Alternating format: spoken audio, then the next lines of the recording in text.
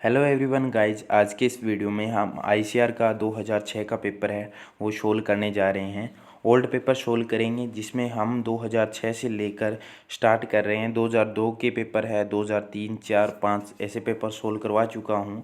अब हम 2006 का पेपर है वो सोल्व करवाएंगे। इसमें हम डिस्कस करेंगे कि कौन कौन से एग्रीकल्चर के क्वेश्चन आए थे। एग्रीकल्चर के बाद हम अदर सब्जेक्ट्स हैं उन सभी का डिस्कस करेंगे कि एग्रीकल्चर यानी कि बायोलॉजी है, केमिस्ट्री है, फिजिक्स है, मैथ है, जो जो सब्जेक्ट्स हैं उन सभी का सोल्व करेंगे। लेकिन ये यूजी एग्ज़ाम का हिंदी में हुआ था एग्ज़ाम, उसी का कर लेते हैं। अब बात करेंगे 2017 के बाद पेपर नहीं मिलेंगे क्योंकि उसके बाद में ऑनलाइन पेपर होना स्टार्ट हो चुके थे। तो हम सिर्फ ऑनलाइन पेपर, पहले ऑफलाइन था अब बाद में ऑनलाइन होना स्टार्ट हो गया था, तो हम इतने पेपर सोल्व करेंगे।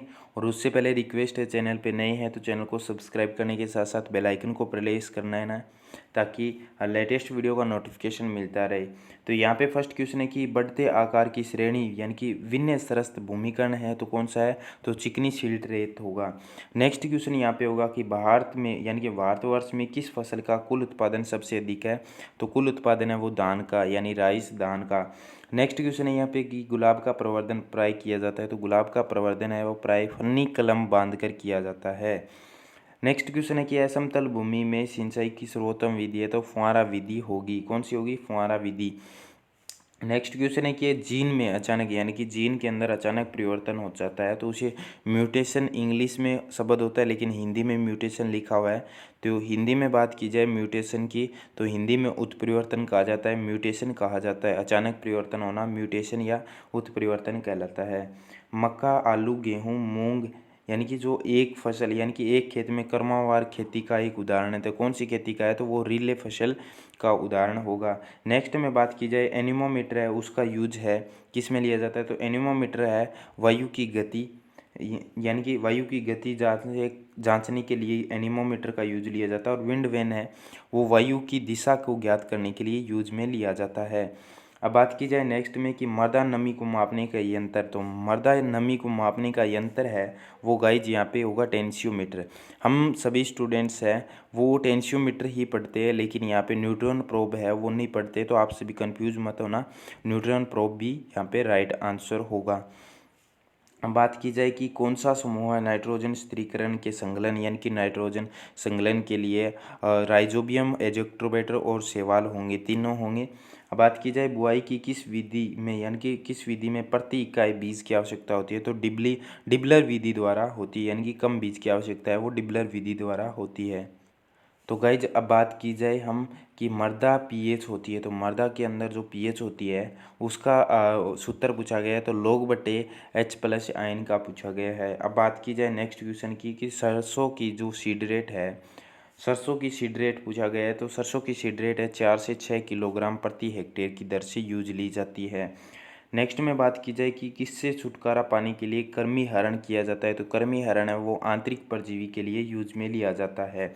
अब आगे बढ़ने से पहले गाइज आप सभी को बता दूं वीडियो को लाइक ज़रूर कीजिए और इस पीडीएफ को डाउनलोड करने का लिंक है वो नीचे डिस्क्रिप्शन बॉक्स में दिया हुआ है, वहां से जाकर इस पीडीएफ को डाउनलोड कर सकते हो। आशा करते हैं कि हमारी वीडियो पसंद आ रही है तो वीडियो को पूरा ज़रूर देखना। अब बात की जाए हिम शीतत वीर्य को किससे परिरक्षित करते हैं, तो तरल नाइट्रोजन के अंदर किया जाता है। तरल नाइट्रोजन के अंदर 121 डिग्री माइनस 121 डिग्री पे स्टोर किया जाता है। आगे है वराह लक्ष्मी व H4 किसकी प्रजाति है, वराह लक्ष्मी और जो H4 प्रजाति है वो कपास की है। तो अभी ये क्वेश्चन है वो आप सभी के आने वाला है क्योंकि अभी कपास की फसल है वो बुआई का समय है, तो इसलिए सरसों की फसल यानी कि जो सरसों की फसल में किस खरपतवार नाशी का उपयोग किया जाता है, तो फ्लूक्लोरीन का यूज में लिया जाता है।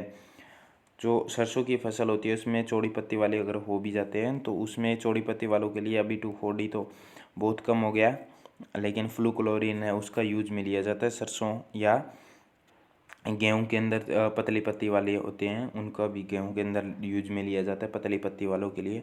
अब बात की जाए जीरो टिलेज का तात्पर्य क्या है, तो जीरो टिलेज का मतलब है कि कोई भी कर्षण क्रियाएं नहीं करना, तो जीरो टिलेज मतलब ये होता है।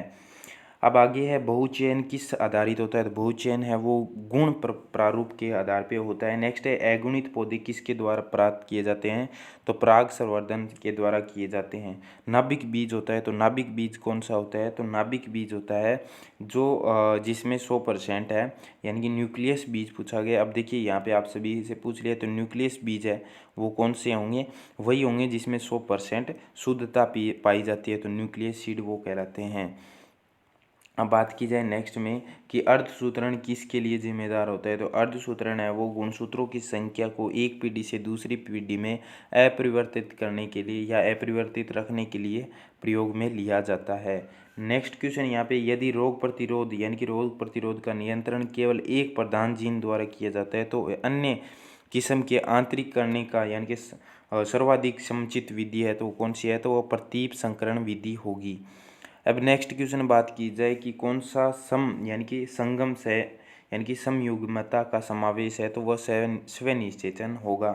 नेक्स्ट क्वेश्चन है कि सेल्स डिवीजन यानी कि कोशिका विभाजन के किस चरण में गुणसूत्र पोल यानी कि गुणसूत्र पोल की ओर जाते हैं, तो टीलोफेज अवस्था की ओर जाते हैं, टीलोफेज अवस्था की ओर टीलोफेज में जाते हैं। प्रथम पीढ़ी की संतति होती है वो संकर होती है, उसको क्या कहा जाता है, जो संकर पंथ प्रथम होती है उसको F1 पीढ़ी कहा जाता है। तो प्रथम है तो प्रथम F1 हो गया। नेक्स्ट क्वेश्चन यहाँ पे होगा कि फसल यानी कि फसलों में अत्यधिक उर्वरकता यानी कि जो फसलों में अत्यधिक उर्वरक के प्रयोग से भूजल प्रदूषित होता है और किसकी सांद्रता बढ़ती है, तो नाइट्रोजन की सांद्रता बढ़ती है। सेऊ व टुंडरू एक बीमारी है यानी कि एक सेऊ और टुंडरू डिजीज है जो गेहूं के अंदर लगती है। किस में लगती है, तो गेहूं के अंदर लगती है। उस फसल का नाम बताइए जिसका उपयोग दाल और तेल में किया जाता है, तो सोयाबीन के अंदर यूज में लिया जाता है। तो अच्छा क्वेश्चन है ये आप सभी के लिए। अब बात की जाए नेक्स्ट क्वेश्चन में कि गुणसूत्र का संबंध किससे संबंधित है, तो आनुवांशिक गुण संचरण के लिए यूज में लिया जाता है। आगे है डीएनए में, इसके साथ में कुछ बायोलॉजी के क्वेश्चन भी आ रहे हैं, तो आप सभी के लिए मोस्ट क्वेश्चन है और यहाँ पे सभी एग्जाम्स के लिए मोस्ट क्वेश्चन है। डीएनए के कौन से यानी कि डीएनए के कौन से दो रज्जुक हाइड्रोजन बंधों द्वारा जुड़े होते हैं, तो एटीजीसी से जुड़े होते हैं। कौन से एटीजीसी से जुड़े होते हैं। नेक्स्ट में बात की जाए सिनेप्सिस यानी कि सिनेप्सिस किस अवस्था के दौरान होता है, तो कौन सी अवस्था के दौरान होता है, तो डिप्लोटीन की अवस्था के दौरान होता है। आगे है प्रिरक्षण संकरण का तात्पर्य है एक संकर यानी कि एक संकर और खाली स्थान एक के बीच होता है, तो अप्रभावी रिसेसिव जनक होता है, अप्रभावी रिसेसिव जनक होता है।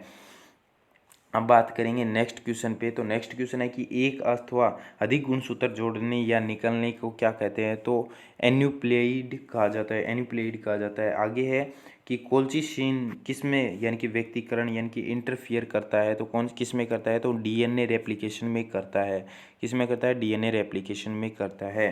नेक्स्ट बात की जाए कि माइटोसिस के फलस्वरूप किसी पादप की प्राप्त संतति को क्या कहा जाता है, तो किसी पादप की संतति को प्योर लाइन कहा जाता है।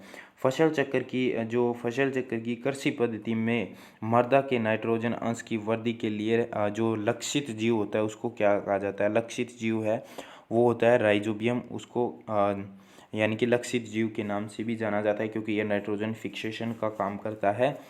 नेक्स्ट क्वेश्चन यहाँ पे होगा कि कृषि क्रियाओं में तवादार हैरों का उपयोग किसके द्वारा किया जाता है, तो किसके द्वारा किया जाता है, तो मिट्टी बुरबुरी करना काम में यूज लिया जाता है। कर्षण किस्म यानी कि कर्षण किस्म की कंबाइन हार्वेस्टर में विशिष्ट पहचान होती है, तो शक्तिशाली गहराई ड्रम होती है। नेक्स्ट क्वेश्चन आएगी कि भारतीय किसानों द्वारा इस्तेमाल किए जाने वाली सर्वाधिक सामान्य आकार के ट्रैक्टर का यहाँ पे आकार पूछा गया है, तो ट्रैक्टर है वो यानी कि 35 अंश होगा।